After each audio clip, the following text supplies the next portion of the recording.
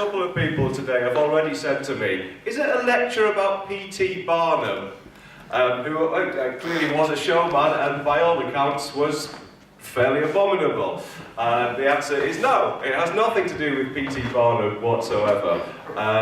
Basically, it's a lecture that takes the myths of the Yeti and the Abominable Snowman in the Himalaya regions as its starting point, but then looks at how they were depicted on British TV and in British film from the 1950s onwards, and then takes a little look at the way the depiction of the supernatural in general changed in British TV and film over the ensuing decades.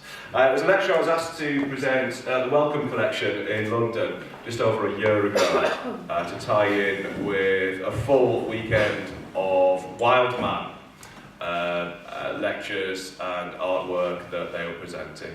So that's the origin of it.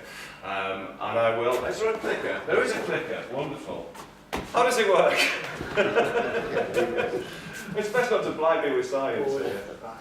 So you work with the Forward, back and... Oh, there we go. Wonderful. So yes, to begin with, I would like... Do I need the mic? Everybody here, or should I? You probably don't. Quite. That's fine. I will transport you. I would like to transport you to September 1980. That is me in September 1980. I was, hang on, let me do the maths here, 7 years old in September 1980. And picture the scene. I am shaking uncontrollably in my bed. I am shaking with fear. I have my candlewick bedspread clutched to my chin, and tears rolling down onto my Star Wars bedspread and blanket. And the reason why I am so terrified is because the Abominable Snowman is standing in my bedroom doorway. Oh yes, there he is. There's the Abominable Snowman. Not, you will be keen to point out, standing in my bedroom doorway in this particular picture. But that's how the Abominable Snowman was in my head. He was silhouetted against the landing light, but it was undoubtedly him. 7 feet tall, covered in matted, shaggy hair, growling softly in the twilight with drool falling from his pointed fangs. He steps angrily into my bedroom. He knocks aside a pile of yellowing whizzer and chipsies, and a long, muscular arm takes a ferocious swipe at my face. I can feel his pointed claws tearing into my flesh, the metallic taste of my own salty blood, and with a deafening roar, he sinks his yellowing teeth into my throat, and then I wake up. It is, of course, a dream. I'm 7 years old, and I'm having a nightmare. Completely unharmed, but it's not the first time that I've been troubled by this particular recurring nightmare. And I spent many waking hours at this point in my life troubled by thoughts of the Abominable Snowman. I can barely tuck into a spam fritter in my school dinner hall without thinking of the Abominable Snowman striding purposefully through the school reception to get me. Although he'd have done well to get past Mrs. Metcalf, the school receptionist, because she was pretty fearsome as well. So why should this be? I didn't grow up in the Nepalese or the Tibetan mountains, steeped in the oral traditions of the wild man of the snows. I grew up, quite frankly, near Middlesbrough, in a small town called Yarm. And so I'd like to look at the reasons why a 7-year-old boy in early 1980s Teesside felt such a strong connection with, and indeed a fear of, the folklore of a region 4,600 miles away from his home. And I think that this man had a lot to answer for. Anybody? Arthur C. Clarke. Arthur C. Clarke. 1980 ITV broadcast Arthur C. Clarke's Mysterious World. This series of documentaries about supernatural, paranormal, unexplained phenomena, presenting a huge mainstream primetime TV audience with stories of the Abominable Snowman, of the Loch Ness Monster, of UFO sightings, and stone circles with strange powers. And all of these found their way into my nightmares at one stage or another. I was absolutely traumatized by the entire series. And so on Tuesday the 23rd of September 1980, an episode called The Missing 8 Men brought tales of the Yeti into my front room.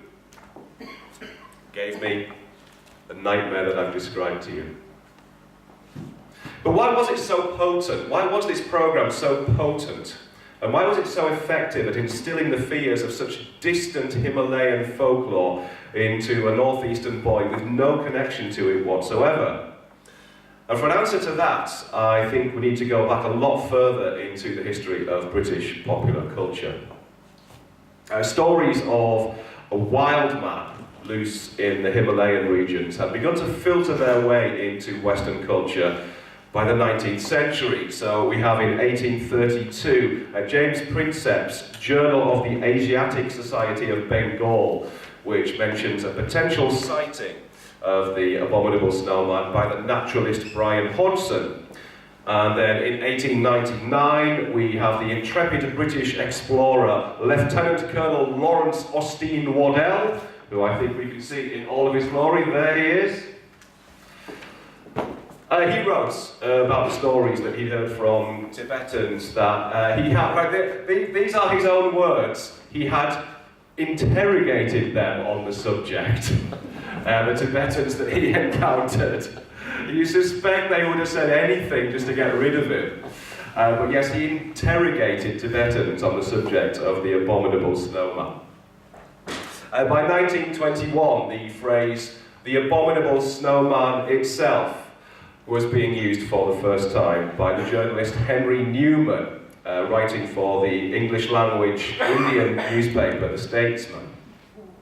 And in 1949, the BBC's Home Service presented The Abominable Snowman. It was a radio lecture by H.W. Tillman, the leader of the 1938 Everest expedition, reviewing the evidence. This is a direct quote from the Radio Times. Reviewing the evidence for stories that have caused as much speculation as that of the Loch Ness Monster. So the interest was there by the end of the 1940s, but I think it was in the 1950s that the tales really began to capture the imagination of the public at large. And I think there was one specific reason for this. The goggle box, the idiot's lantern, the invention of television, or certainly the popularization of television. So in 1951, this is an extraordinary leap, I think. In 1951, there were 763,000 television licenses in the UK. It's still very much a minority interest in 1951. By 1954, 3.2 million television licenses in the UK. It's an enormous leap in the space of 3 years. And what was the tipping point? Come on, everybody knows this. I'll do this as a show and tell. What was the tipping point? The Queen's coronation. Absolutely. 2nd of June 1953, a huge milestone in British television history. It's estimated that 20.4 million viewers watched the ceremony, which meant that an average of 7 people were crowded round each of the 2.7 million TV sets in the UK at the time. Certainly the case in my mum's house in Middlesbrough. They were the first in the street to have a TV. The rest of the street came round to watch it. So we have the Queen's coronation, 2nd of June 1953, this huge popularisation of TV and the beginning of the huge influence of TV in people's home lives. But remarkably, the coronation wasn't the only big news story of the day. One other jaw-dropping snippet of information came to light and reached the UK on the 2nd of June 1953. Yes! We have Edmund Hilary and Hilary and Tensing who'd actually reached the summit of Everest the previous Friday, the 29th of May. But remarkably, in the pre-digital age, it took a few days for the news to filter through. So the day of the Queen's coronation, 2nd of June 1953, the news breaks that Hilary and Tensing have conquered Everest on the very day that the Queen is enjoying her coronation. So we have this collision, this extraordinary collision, I think, of cultural and historical milestones. We've got the scaling of Everest, we've got the Queen's coronation, and we've got the explosion of the British love affair with the telly. And almost under the radar as well, I think we have these tales of the Abominable Snowman. Because Hilary and Tensing claimed that during their ascent of Everest, they'd seen unexplained footprints. Similar to the prints, very famous prints, that the British mountaineer Eric Shipton had photographed in 1951. Another photo that haunted my nightmares as a child. Every school library book seemed to have a picture of this amongst its pages, and for me this was absolutely irrefutable proof that the Abominable Snowman was about to march through my school's reception at any moment. So I think it's at this point that mainstream British popular culture begins to say, we'll have this. We like the Abominable Snowman, these folk myths from the Himalaya region. And so in 1955, we've got the earliest example that I can find of Abominable Snowman stories being dramatised for British television. And it was a piece of TV written by this extraordinary man. Anybody? Nigel Neales. Nigel Neales, absolutely. Quatermass on the blackboard behind him is the giveaway. Yeah, Nigel Neales. Creator of the groundbreaking Quatermass TV series. And, where's my bit of hang on, there we go. Yeah, Nigel Neales wrote a piece of TV called The Creature, broadcast 30th of January 1955, 9:15 p.m. on a Sunday night, and starring Peter Cushing as scientist Dr. John Rawlinson, leading an expedition into the Himalayan mountains to find out more about this mysterious beastie. Now sadly The Creature, the original TV version, The Creature no longer exists, like many examples of 1950s, 60s, 70s, and indeed 1980s and 1990s TV. It's been junked, it's been wiped, it doesn't exist anymore at all. But we can get a little flavour of what it might have been like by watching the cinema adaptation of The Creature that Nigel Neales wrote for Hammer Films. So 1957, The Abominable Snowman of the Himalayas. Again starring Peter Cushing in the lead role. It's a very enjoyable film. Peter Cushing is tremendous in it. Peter Cushing is tremendous in everything. Forrest Tucker is pretty dreadful in it, but it's easy to look pretty dreadful when you're starring alongside Peter Cushing because he's brilliant. So yeah, Hammer Films, The Abominable Snowman of the Himalayas, 1957. In the meantime, ITV begin to jump on the bandwagon, and in 1956, it's detective drama Colonel March of Scotland Yard. Hang on, can we have Colonel March? There is Colonel March of Scotland Yard. Anybody? Boris Karloff, indeed, sporting a rather fetching eye patch. Yeah, 1956, Colonel March of Scotland Yard. He's a kind of, this is some describe as a 1950s Jonathan Creek, that kind of feel to it. He solves impossible mysteries, locked room murders, that kind of business. And on the 7th of March 1956, the second ever episode of Colonel March of Scotland Yard was broadcast, and it was called The Abominable Snowman. And in it, Colonel March found a Yeti footprint. Where did he find a Yeti footprint? He found a Yeti footprint in the snow outside his office in Whitehall Place. There it is. There is the Yeti footprint that Colonel March discovered. Now, in the end, at the end of this particular episode of Colonel March of Scotland Yard, it transpires that the Yeti is not the creature of Himalayan myth after all. The Yeti is the dressed-up, embittered brother of the leader of a Himalayan expedition who's been looking to avenge his brother's death by bumping off the rest of the mountaineering club. Glad we got through that. But that's by the by. That's by the by. I think what's interesting about Colonel March of Scotland Yard is that, as with Nigel Neales' script for The Creature and indeed the adaptation into the cinema, The Abominable Showman, the stories of the Yeti in all of these scripts are treated absolutely seriously and respectfully. There is no suggestion in any of these stories that the original Himalayan stories and folk tales are untrue. And I think the other thing that's really important about these scripts is that the Yeti is absolutely believed in by the establishment figures in these productions. So Peter Cushing's character in The Creature and in The Abominable Showman is a British scientist.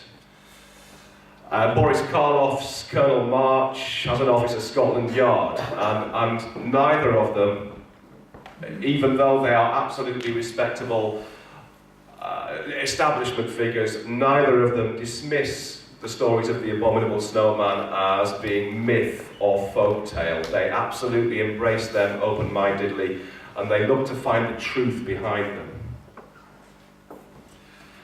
And these fictional expeditions depicted in these productions were by no means outlandish flights of fancy. They were absolutely reflected in the real world. So in 1960, Edmund Hillary himself led an expedition to Nepal to try and find the Yeti, accompanied by reporter Desmond Doig. There is Sir Edmund Hillary launching the expedition with a splendid picture of what he hoped to find out there. Looks almost like a Hunt Emerson drawing, that. It's very good. So there's Edmund Hillary launching the expedition. I didn't mention, I once interviewed for the radio. Has anyone seen Touching the Void? It's the story of the two mountaineers, two British mountaineers. One of them fell into a crevasse and was dangling on the end of the rope, and the other one was still on the top of the mountain, and basically had to cut the rope to save them both.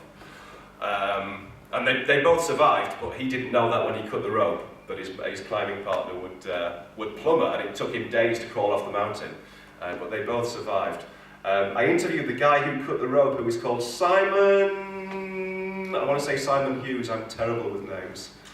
And at the end of it, because he's obviously been on lots of mountaineering expeditions, and I asked him about Edmund Hillary launching this expedition to discover the Yeti in 1960, and he said, yeah, well, you know, climbers will do anything to gain a bit of funding and exposure. So I did wonder if there was a little element of cynicism in Edmund Hillary's desire to go looking for the Yeti. But that's pure supposition. By the mid-1950s, we have got the Yeti being embraced by both the British establishment and indeed by fiction as a very real possibility that we need to embrace. And indeed, I think there's a feeling in all of these things, in all of these productions, that we need to claim it for science, and almost like an undercurrent of claiming it for the British Empire as well, I think. So the Yeti's hold on popular culture continued into the big shows of 1960s television. And it was only a matter of time before this happened. We reached Doctor Who. So 1967, we have Patrick Troughton's Doctor landing in 1920s Tibet and making friends with Professor Edward Travers, who is, again, he's an establishment figure. He's an anthropologist and an explorer, and he absolutely believes in the stories of the Yeti and is there to look for them. So again, an example of an establishment figure in British TV drama who does not seek whatsoever to dispel the stories of the Yeti. He's there to embrace them, claim them for science and for the empire. Now, admittedly, most of this story, again, it's called The Abominable Snowman, most of this story is spent defeating fake robotic killer Yeti under the guidance of an alien great intelligence. But at the end of the first episode, we do indeed get a glimpse of the final episode, sorry, we do get a glimpse of a real Yeti, and again, it's a shy, reclusive creature that just wants to be left alone. It's depicted absolutely respectfully in Doctor Who. We got that's Professor Travers. But that wasn't the end of the Yeti in Doctor Who. In 1968, we got a sequel to The Abominable Snowman, called The Web of Fear, in which the alien robotic Yeti have taken over the London Underground.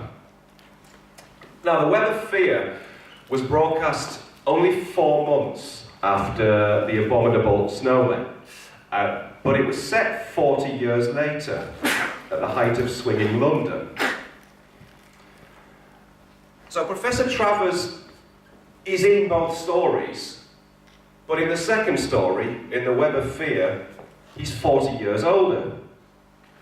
And I think this is a pivotal moment. I think the depiction of the older Professor Travers in The Web of Fear is a pivotal moment in the way in which the supernatural and the paranormal is depicted on British TV and in British film. So in the earlier story from 1967, Professor Travers is the British establishment. He's searching for the Yeti to claim it for the British Empire. In this later story, broadcast, say, only months later in 1968, he's a crank. He's depicted as a kind of bluff, eccentric old scientist who is completely at odds now with the establishment. He's brought in to work with the British Army, with UNIT, Doctor Who stalwarts UNIT, and he just doesn't trust them at all, and they don't trust him. And he dismisses a stuck-up television journalist by saying, "Oh, I never watched television at all." He's an outsider. When months earlier, Professor Travers, who believes in the Yeti, had been depicted as a reliable establishment figure, now he is seen, still believing in the Yeti, as an outsider, as a maverick and a crank. And there he is, the older Professor Travers in The Web of Fear. And I've started to wonder if this is symptomatic of a huge shift in attitudes towards the unexplained around this time. So in the 50s, we've got these tales of mysterious monsters that were being embraced by the establishment and the scientific community. You've got the Home Service broadcasting serious lectures about the Abominable Snowman, and the Yeti hunters that are depicted on TV and in film are respected rationalists. They're looking to make the unexplained explained, inexplicable. But by 1968, by the time The Web of Fear is broadcast, I think society has changed. Society has changed, and the establishment is no longer the bedrock of British life that it once was. Because London is swinging. Sergeant Pepper has his Lonely Hearts Club band. We've had psychedelia, and we've had acid, and the Magical Mystery Tour, and free festivals and happenings, and even Middlesbrough, where I grew up, had Tees Pop 68, where the Bonzo Dog Doodah band came and played on a rec ground in Eston. The counterculture came to Middlesbrough. My God, it must have had an impact. So essentially we have this emergence of an underground culture, a new generation of young people and outsiders who are rejecting the old order and the establishment. And curiously, they claim the paranormal and the unexplained as theirs. It's no longer the domain of the establishment who want to claim it and explain it and apply science and rationale and a kind of feeling of empire to it. It's now the domain of the kids of the psychedelic generation. And I think there's one TV show in which this cultural shift is manifested with absolute beauty and clarity. I think there's one TV show, it's not even a British TV show, although it was shown on British TV an awful lot. I just think it's almost touching how much that cultural shift is epitomised by it. Would anyone like to guess which TV show I think is the very epitome of the counterculture, claiming the unexplained as its own? Come on! Oh, you're speaking my language! Yeah, Scooby Doo. I really think it is. So, I say in the 1950s you've got mysterious monsters being investigated with scientific rigour by respectable middle-aged chaps in tweed suits. And by 1969, it's the hippie kids in their psychedelic van. They are the ones who want to believe. Against, you have to say, considerable evidence to the contrary, because every single monster and ghost in Scooby Doo turned out to be Old Man Potter from the hardware store, who was dressing up to scare everybody away from the buried treasure that he had. But, by the by, it is the hippie kids who are now claiming the paranormal as their own. And it didn't take Scooby Doo and his gang very long to tackle the Yeti. So in 1970, we get an episode of Scooby Doo called That's Snow Ghost. Oh yes. Where a Tibetan hermit tells Scooby and the gang about his encounters with the Yeti and how its spirit might have followed him back to the US. But when the gang go hunting for the snow ghost, and there it is, it does, of course, transpire to be Mr. Greenway, who is the owner of the Wolf's End Ski Lodge, and he's dressing up to scare people away from the jewel smuggling racket that he's got going. I know. Now, I will happily admit, I'm kind of unsure as to the specifics of this cultural shift, and I'm absolutely happy to talk about it afterwards. I genuinely can't work out whether the establishment backed away from the paranormal, at which point the counterculture, the emerging counterculture said, oh, well if you don't want it, we'll have that. Or whether it was the other way round, whether the hippie kids, the children of the counterculture revolution, decided they actively wanted to seize upon the unexplained and the paranormal as their thing, at which point the establishment backed off and said, well, look, we can't really be seen to be associated with this anymore. I don't know which way round it is, and I will happily discuss this till the cows come home. Either way, I think the counterculture won.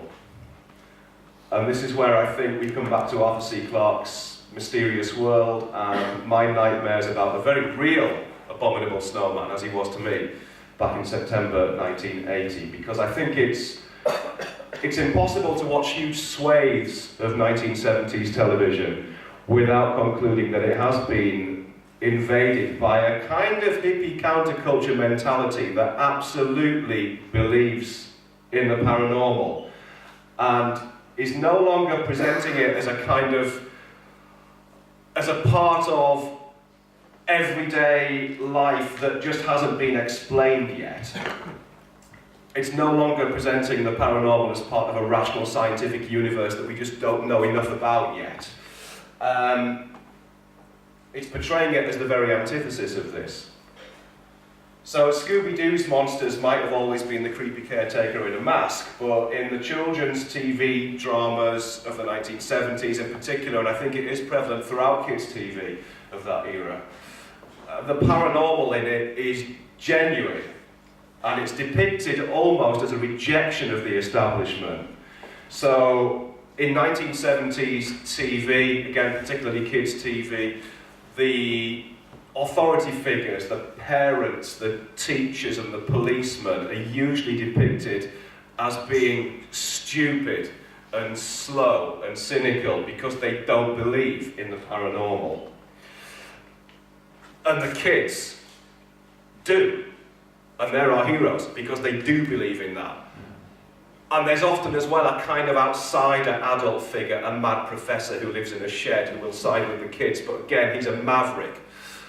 He's seen as being outside the establishment because he believes in this stuff. So if we look at programs like, well, we can do a little quiz here, shout them out. If you look at programs like... Oh, it's the Tomorrow People. Oh, it's not the Tomorrow People. No. Oh, I've got him. This is Sky. It's an HTV, early 1970s. It's basically, an alien boy who finds himself, they're always in the home counties somewhere, oh, it's complicated. But there's Sky. We have Raven. Name the actor, anybody? Oh, Robert.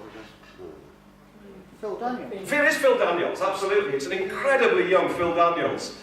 Quadrophenia fame, which he kind of is embodied by the spirit of King Arthur. We have Children of the Stones, the wonderful Children of the Stones, haunting many a nightmare throughout the 1970s.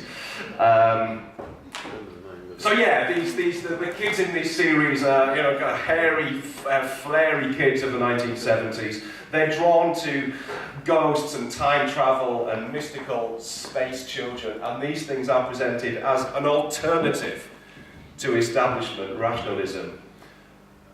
They're not ours, these programs are saying. They are ours, is what they're saying. These things are ours, these things belong to us, the kids, and they're not yours, the boring adult world, they're ours. So let's go back to Arthur C. Clarke's Mysterious World. Now I think one curious and surprising thing about Arthur C. Clarke's Mysterious World is that despite the series bearing his name, Arthur C. Clarke is something of a peripheral figure in Arthur C. Clarke's Mysterious World. And I think this is for one bizarre but compelling reason. It's because he hardly ever believes in any of the stuff that's on it. The voice of the establishment in Arthur C. Clarke's Mysterious World is Arthur C. Clarke, the serious-minded writer of 2001 and inventor of the communications satellite, as it was always specified in the introduction to every programme. So he's not really part of the show. He features in little filmed inserts at the beginning of the show and at the end of each programme. He's usually strutting purposefully across a beach in Sri Lanka. But the show itself is a cavalcade of sometimes sensationalist photos and footage and testimony from witnesses to paranormal events who are sometimes challenged but never that rigorously. So, in the episode in which Arthur C. Clarke's Mysterious World looks at the Abominable Snowman stories, we meet Kunjok Chumbi. There he is, who is a Nepalese Sherpa who claims to have a Yeti scalp in a wooden box. We meet Lakpa Dominai. Apologies to any Tibetan language speakers in the room who are probably appallingly offended by my pronunciation of these names. She tells rather breathlessly of how a Yeti picked her up and threw her into a river. And then we meet Desmond Doig. Desmond Doig, you might remember, is the journalist who accompanied Sir Edmund Hillary on his expedition to Everest in 1960 to look for evidence of the Abominable Snowman. Desmond Doig is interviewed in Arthur C. Clarke's Mysterious World, and with a twinkle in his eye, Desmond Doig looks down the TV camera and tells the 7-year-old me, watching in my front room near Middlesbrough, that the Yeti has been known to rip people apart if he has the chance. The swine! Is it any wonder I couldn't sleep at night? But the interesting thing, I think, is that all of these stories, including Desmond Doig's, terrifying, terrifying suggestion that the Yeti is roaming the world, tearing people apart. They're presented pretty much unchallenged. So this isn't the sober approach of the 1950s anymore. It's much as I love it, it's almost the birth of tabloid TV, I think. And it's a program that wouldn't have existed 20 years earlier, because at that stage, science was still looking to embrace the unexplained and to fill the gaps. And it's a program that wouldn't have existed 20 years later either, at the turn of the millennium. Because by that stage, the mainstream media had splintered, and all of this deliciously weird stuff had kind of been hived off into the internet and non-terrestrial TV, and the establishment, if you want to call them that, had reasserted control of the mainstream. But from the late 60s onwards, you've got this delicious little bubble, I think, where the counterculture claimed the Abominable Snowman and associated tales of the paranormal as its own, and then throughout the 1970s and into the 1980s managed to infiltrate the mainstream media to such an extent that primetime television effectively, I think, became our oral tradition, our folklore, passing on these delicious stories to 7-year-old boys like me, quivering in our beds and shaking our way through nightmares in tiny bedrooms, even though I was 10 miles from Middlesbrough and 4,609 miles from Tibet. And on one hand, I kind of think that's a shame, because I wonder if the counterculture kind of embraced the unexplained and the paranormal so wholeheartedly that it's possible the scientific establishment may never take these stories seriously again. Which annoys me, because we may never know if there's a Yeti out there somewhere, or a Loch Ness Monster, because the establishment just doesn't take these stories seriously anymore. But on the other hand, kind of wouldn't have had it any other way. Because if I hadn't have been scared witless by a TV programme on a rainy Tuesday night in September 1980, during this very brief period in popular culture when mainstream television presented terrifying folk stories as if they were absolute scientific fact, then I probably wouldn't be standing in front of all of you today. And I think, if I'm honest, that my childhood would have been a lot less vivid and a lot less exciting for that. So I should say thank you, counterculture. Thank you, Arthur C. Clarke's Mysterious World. And indeed, thank you for the Abominable Snowman, and thank you for listening.